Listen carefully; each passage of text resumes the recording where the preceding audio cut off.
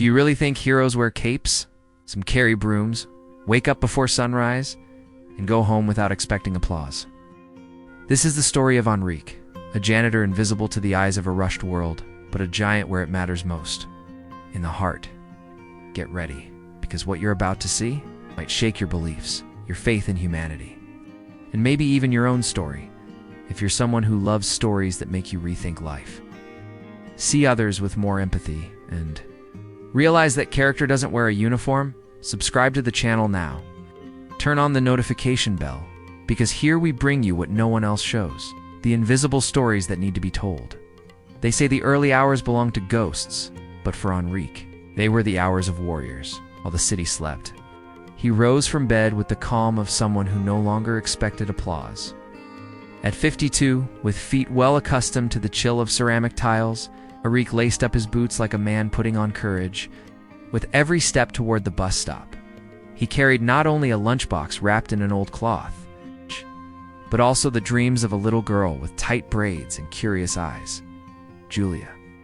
His granddaughter Enrique never complained, not even when the cold rain forced him to shield Julia with his own coat. The girl, though so small, understood that this wasn't a punishment. It was part of the love that kept him going. And even with the strange looks, the whispers of drivers or passengers who wrinkled their noses at someone dressed in simplicity, he carried on. He knew that those who bear dignity in their soul don't need to decorate their body with appearances. It's curious how routine, when lived with purpose, becomes a ritual. Enrique turned cleaning into an almost sacred gesture. He was the invisible caretaker of a marble and glass empire, where everyone passed by, but few ever saw him. As he mopped the gleaming floor, he thought, if only they could see what I carry on my shoulders. But no, it wasn't bitterness. It was just a silence full of stories he chose to keep to himself.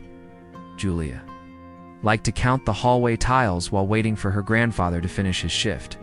The building was huge, full of people walking too fast to notice a girl enchanted by the sunlight reflecting in the windows.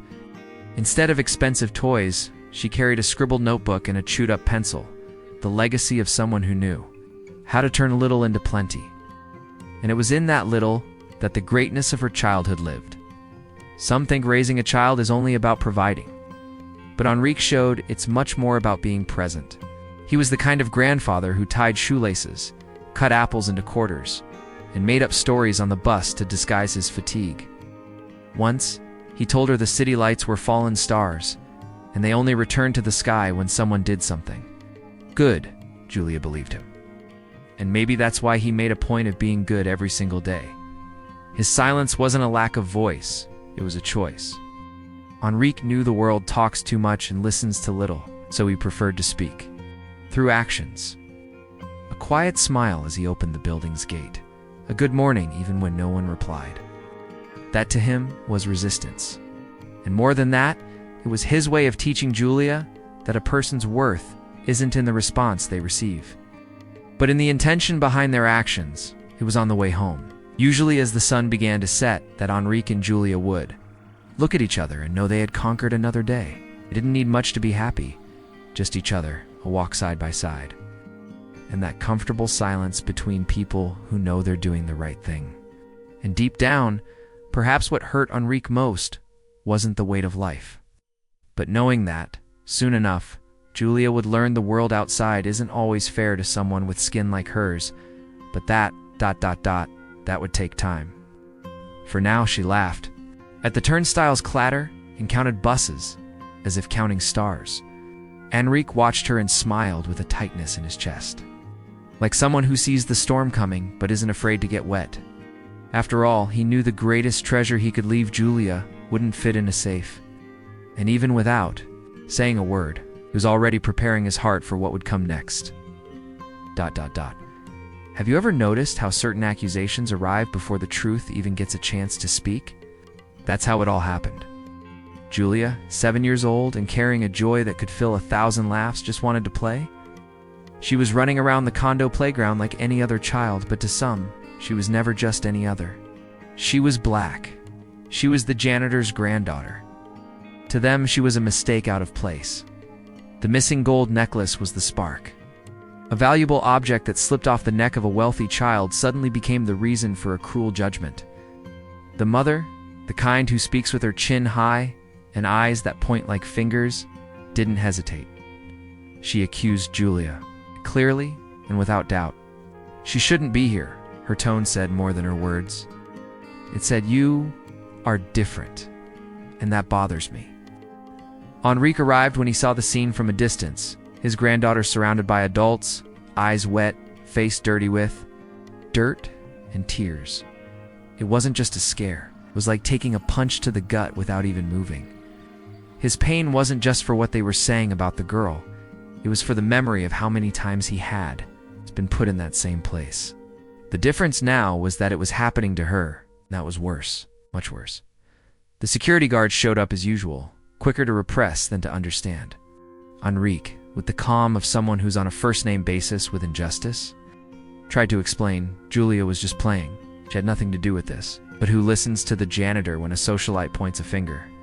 When you wear the uniform of a cleaner, your word weighs less than a piece of costume jewelry, and as painful as it is, that's still the truth in many places. But life, in its boldness, let the truth come out inside a toy. The necklace had slipped and gotten stuck inside the slide. No one apologized. Not even a quick sorry for the mistake. Not a single maybe I rushed to judgment. Nothing. Just silence. And silence at moments like these hurts more than the noise of injustice. Enrique picked Julia up in his arms, kissed her forehead, and went home. Silent, hardened on the outside, shattered on the inside. Anyone who's never suffered injustice might think this is overreacting. But ask anyone who's ever been eyed with suspicion in a store, followed in a shopping mall, or told we don't have your size before even opening their mouth. Enrique knew exactly what that felt like, and now Julia did too. It's the cruelest part. It was far too soon for her to be learning that. But the world, sadly, doesn't have a sense of timing when prejudice walks in that night. As Julia slept curled up beside him, Enrique stared at the ceiling with damp eyes and a burning question in his chest. How do you protect a child from cruelty disguised as manners, etiquette, and status? He knew there was no easy answer, but he also knew he would keep trying, and that his greatest mission now was to teach Julia to be strong without losing her gentleness. And there, in the stillness of the night, as the city breathed slow and low, Enrique found a certainty. He couldn't change the whole world, but he could be her shield, even if invisible. Even if it was just with words whispered in the dark, because what lay ahead, he had already lived. But her, she still had so much to discover. He had no idea that the most unpredictable day of their lives was just around the corner. There are certain thoughts that only show up on the hard seat of a bus. When the body tires before the soul, Enrique sat there with Julia, asleep in his lap, gently swaying with each turn of the route. The hum of the engine served as a soundtrack for the thoughts that kept creeping in. He said nothing, but inside he was screaming. Screaming against injustice, against disdain, against this world that still measures character by skin color or bank balance. It's in these moments that we realize living is about resisting silently amid so much senseless noise. Enrique knew his path wasn't just his own, it belonged to many. People who wake before the sun, face 2 packed buses, and still find a way to smile, because complaining is a luxury not everyone can afford. Julia slept with a peaceful face, but Enrique saw in her the urgency of raising someone who could love without fear. Even in a world that so often doesn't know how to love back. Will this ever change? He asked himself, staring at the fogged-up window. A rhetorical question, but a painful one. Because change is hard. It requires listening. It requires humility. And those are rare currencies, especially among those who've never had to prove they deserve to be where they are. Enrique knew that, and still, he refused to let bitterness take hold. He chose not to poison Julia with hate. Because hate, life hands that out freely without even asking. In practice, Enrique believed that leading by example was the only real way to teach. That's why he never lost his composure. Have you ever thought about that? How a firm action can teach more than 1,000 speeches? Instead of yelling, Enrique acted. Instead of retaliating, he taught. Like the time a coworker mocked his Portuguese, and he calmly replied with a quote from Machado de Assis, not to humiliate, but to show that intelligence doesn't wear a suit and tie. Enrique had that gift, the ability to show greatness through simplicity. How many men do you know who would give up rest to raise an orphan granddaughter? And not out of duty, out of love. And that changes everything. Because when you care with love, you teach without even realizing it. Julia was learning right there, in her grandfather's lap, that true strength doesn't need to shout. Only needs to be steady, present, attentive. Of course, it wasn't always easy. And Enrique knew that better than most, because living tired and still needing to smile is the work of giants. But he didn't see himself as a hero. Far from it. He was just doing what he believed was right. That bricklayer who saves coins to pay for his son's prep course. Or the housekeeper who, even exhausted, still sings her child to sleep. Enrique was made of that invisible fiber that holds the world up, even if the world insists on not seeing it. And there, as the bus crossed the city, Enrique realized that carrying Julia in his arms was more than an act of care. It was a living metaphor. He was carrying dreams, hopes, an entire future. And he knew, for her to go further, he would have to be solid ground. Even when the world around them felt like it was collapsing, even when everything screamed to give up. Because those who love persist, those who love resist. And it was with that thought among curves, streetlights, and sighs that Enrique, without knowing it, was already preparing for what was to come. One of those moments life throws in your lap without warning, because sometimes fate has a strange way of correcting injustice by testing you, burning you, demanding courage in the middle of chaos. And Enrique was already ready. Even if he didn't know it yet, some days start like any other and end like no other. It was on an ordinary Tuesday, cloudy skies and the smell of fresh coffee in the air, when everything turned upside down. Enrique was in the lobby, cleaning the windows as he had for years. No one noticed him, and he had long gotten used to that polite invisibility. But fate, that unpredictable scriptwriter, decided to flip the story. A sharp crack echoed through the building, then another. Within seconds, the electrical panel sparked like fireworks on the wrong day. And what began as noise became smoke. People screaming, children crying. And Enrique, a flash of clarity in the middle of chaos, dropped his squeegee and ran. No thinking, no calculation. Because when you love, you act, and you don't wait for instructions. Inside the hallway, the smoke blinded. The heat scraped against skin, and panic tightened around the chest. Enrique covered his face with his shirt and crawled, guided only by the sound of a high-pitched cry. A little girl. And not just any. It was the daughter of the woman who had humiliated Julia just days earlier. Life's irony, always ready to teach through pain. Couldn't have been more obvious. He found her huddled against the wall, trembling, wide-eyed. He scooped her into his arms, whispered that everything would be all right. He came back coughing, his lungs burning. The world seemed to be collapsing around him, but Enrique had only one thought: get the girl out alive. Every step was a victory over the fire. Every second, a battle between courage and human limit. But he won. Again. As always, the door opened. The smoke came out first, then Enrique, staggering, drenched in sweat, the girl clinging to his neck. Silence fell instantly. As if no one knew how to react, as if time itself paused to take in that moment more carefully. And suddenly, everything that was status, vanity, and prejudice turned to ash. Literally, the mother ran, took her daughter in her arms, screamed her name like someone trying to find forgiveness in the scream. Enrique was still on his knees, gasping for air, and when the woman knelt too, sobbing, he only said, "She's safe. That's what matters." There was no anger, no resentment, only humanity. And in that moment, that was the heaviest thing in the room. It's strange how tragedy reveals who we really are. In extreme situations, there are no masks.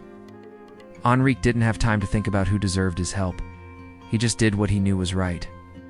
And that instinct, that selfless response, is what separates the great from the small. Not by status, but by character, by soul, by essence. As the building began to regroup and the residents tried to make sense of what had just happened, Enrique stepped away. Quietly as always, but something had shifted in the air. Spark this time had been lit in other hearts. And what no one knew was that this act would echo far beyond that single day. Sometimes silence speaks louder than 1,000 carefully prepared speeches.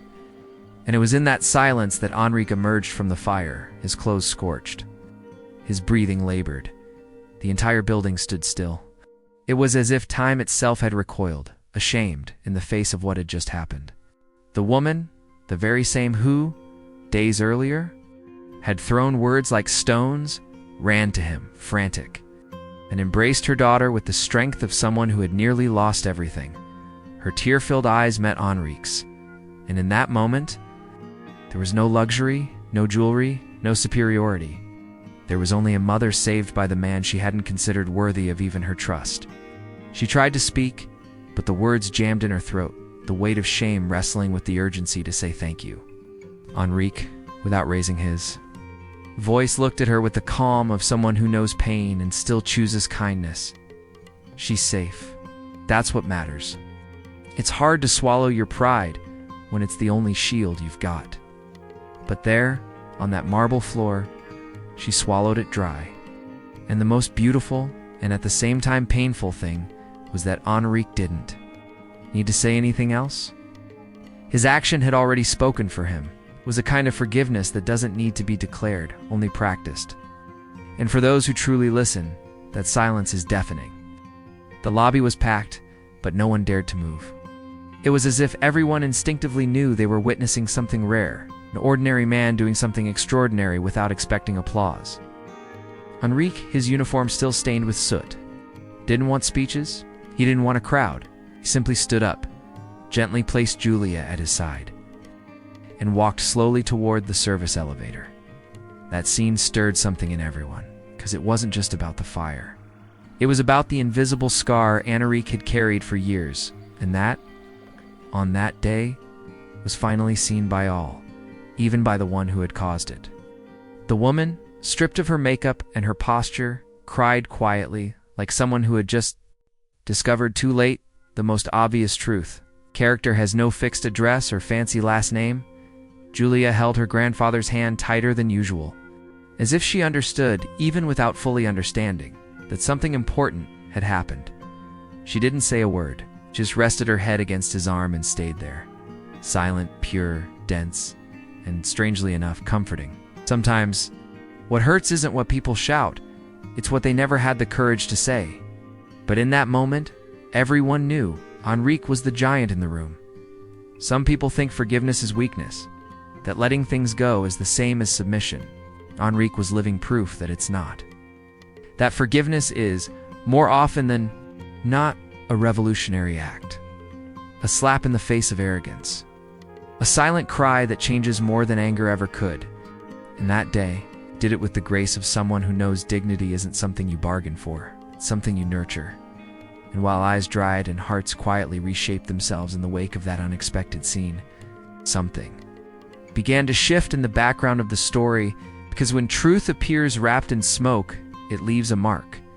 And some of those marks were only just beginning to reveal themselves. The next day, Enrique arrived early as always. The same worn-out cap, the same steady steps. But something felt different. The lobby, once filled with echoes and haste, now had people standing still, waiting, serious faces, attentive eyes. Enrique found it odd. He thought maybe it was a new demand from the building manager, perhaps another change in the cleaning rules. But slowly, he realized, it was about him. The building coordinator, the same one who always spoke with urgency and formality, approached him. "Enrique, can you come with me for a moment?" He hesitated, but followed. They led him to a small makeshift stage in the event hall. And there they were. Residents, staff, even the woman who had accused him days earlier. But this time, no high heels, no makeup, no armor. Just tearful eyes and trembling hands holding a microphone. She began to speak. Her voice caught in her throat stumbled over shame. A week ago, I committed one of the greatest injustices of my life. The room fell silent. Today, I'm here to apologize, publicly. This man I disrespected saved what I hold most dear. The silence turned to astonishment, and when she bowed before Enrique, the world seemed to pause for a second, as if time itself asked permission to witness. Respectfully, Enrique didn't smile, but his eyes softened. Julia, beside him, watched everything with wide-eyed. The same granddaughter who had been humiliated was now seeing her grandfather honored, but not out of vanity. This was about making things right. The past couldn't be erased, but at least it could be acknowledged. And that alone was already a small miracle in a world that so rarely says "I'm sorry." The applause came. Next, strong and heartfelt, not the polite, forced kind, but real, warm, filled with emotion and respect. The kind of applause that rises from the soul and gives you chills without you even noticing. Enrique wasn't used to this. But he Didn't run from it either. Stood there, tall, steady, like someone who understands that life once in a while, knows how to be fair, and it's beautiful to see how dignity, when upheld over the years, turns into legacy. Enrique didn't need fancy words. He didn't need to impose himself. He had the quiet strength of those who resist without fanfare, of those who win without needing to defeat anyone, and that was exactly what moved so many in that room. The realization that they were standing before someone far greater than they had ever truly seen. There was no band, no champagne, no professional photographer, but there was truth. And when truth shows up, it doesn't need a stage. It's enough on its own. Enrique accepted the recognition with the same humility with which he used to mop the floor. And maybe that's what made it even more symbolic. He hadn't changed. It was everyone else who had finally started to see him for who he had always been. And there, among shy smiles and glistening eyes, something more was about to happen. Something not just about gratitude, but about transformation. An unexpected gesture from someone who, until yesterday, didn't even know how to say his name with respect. And that turning point, that was only just beginning. After the tribute, the building manager, always serious, almost robotic, asked for the microphone. No one expected much from him. He was the kind of man who only spoke when necessary, and when he did, it was usually to demand something. But that day, even he seemed different. His usually dry voice came out with a trace of emotion. Enrique. What you did here goes beyond any contract. It goes beyond any job description. The room fell silent. He announced right there in front of everyone that Enrique would be promoted. Not just with a new title now, cleaning manager, but with respect and improved working conditions, double the salary, monthly paid leave. And what made Enrique tremble? A full scholarship for Julia at a nearby private school, fully funded by the building's residents. It wasn't a gift. It was well-earned recognition. And still, Enrique was left speechless. Julia looked at her grandfather as if she were seeing a superhero. Her little eyes, which had already witnessed so many harsh things, now sparkled with a new kind of joy. It was hope taking shape. Enrique gripped her hand tightly as if to say, "You see, doing the right thing is worth it." He didn't smile to be polite. He smiled because, for the first time, he felt the world was finally looking in the right direction. Many believe that great change comes from grand gestures, but sometimes it begins with small daily decisions. Enrique never acted expecting recognition. He never posted a photo, never chased likes. He just did what he believed was right, day after day, year after year. And that is precisely what made his story so powerful, because it's real, it's possible, and above all, it's inspiring. At that moment, Enrique realized the cycle of invisibility was finally breaking, and that his story could open doors for other Henriques still cleaning hallways unnoticed, for other Julias who play with the quiet fear of being judged. True recognition has the power to heal more than words. It repairs. It transforms. It sets people free. And let's be honest, When a black child gets to study with dignity in a safe environment, an entire generation begins to heal. Julia's scholarship wasn't just a benefit. It was a silent declaration that the cycle could be broken. Enrique knew that. And he knew it was only the beginning, because now his mission had grown, to prepare Julia to become everything life had always tried to deny him. But make no mistake, Enrique didn't become a different man because of the promotion. He remained the same, the calloused hands, strong brewed coffee, and a deep gaze. The difference was that now he was being heard, and sometimes all someone needs to change their entire reality is to be truly heard, recognized not for who they seem to be, but for who they truly are. And as the residents applauded, some with shame, others with genuine admiration, Enrique thought quietly to himself, "What more can I do with this?" Because to him, receiving was only the first step. What truly mattered was what he would do with it, and the answer was right there, ready to come from the mouth of the little girl who had always believed in him. The bus followed the same route as always. Same worn-out seat, same grumpy driver, same screeching door sounds. But that afternoon, something felt different. Enrique and Julia sat side by side, like they always did. Only this time, the silence between them wasn't from exhaustion. It was from fullness. The girl, gazing out the window, seemed to carry an entire new world inside her chest. A world that felt possible. She then looked at her grandfather, and in a soft but determined voice said, "Grandpa, I want to be just like you when I grow up." Enrique turned his head slowly, as if it took time to grasp the weight of a sentence like that. He smiled, but not an easy smile. It came from deep within, from the place where truth lives.